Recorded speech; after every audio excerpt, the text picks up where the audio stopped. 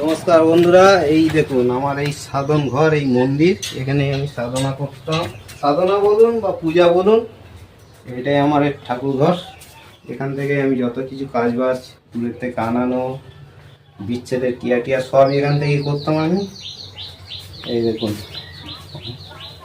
মহাদেব, এখানে একটা অদ্ভুত জিনিস দেখেছিলাম, সেটা হচ্ছে প্রকাশ করা যাবে না, প্রকাশ করা নিষেধ আছে। স্বপ্নে না, আমি এখন স্নান করে উঠে এসেছি, সেই জিনিসটাকে আমি দেখেছিলাম।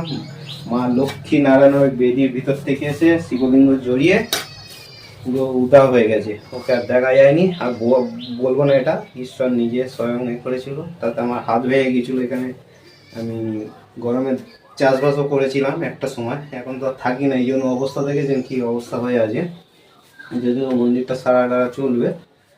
আর যে সমাজ বাড়ি এসছি, আমার খুশাশুড়ি মারা গেছে, ওই সমাজ বাড়িতে এসছি আমি। এই সমাজের বিষয়টা আলোচনা করিনি, যেই রান্না টান্না যে খাবারগুলো হচ্ছে, এই বিষয়টা একটা বলে দিই। এটা হয়তো বলেছি কি জানি না, অনেক ইউটিউবাররা বলেছি কি জানি না, এটা আমি বলছি, এটা প্র্যাকটিক্যাল করা।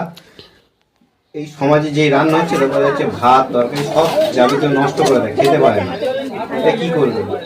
কালো পাঁটা দড়ি, কালো ছাগলের যে পাঁটা হয় না, পাঁটার দড়ি এনে, আগে তো উনুনে বাঁধা হতো, মাটির উনুনে রান্না করা হতো ইট টিট সাজিয়ে। এখন তো গ্যাসে হয়, গ্যাসের চারিদিকে বেঁধে দেবেন, দিলে দেখবেন ওইটা কেটে যাবে।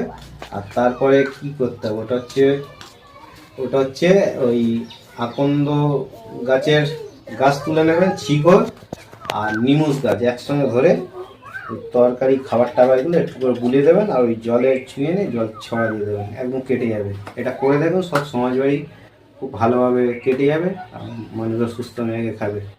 এই নমস্কার, সবাই ভালো থাকবেন আর সবাইকে ভালো রাখবেন।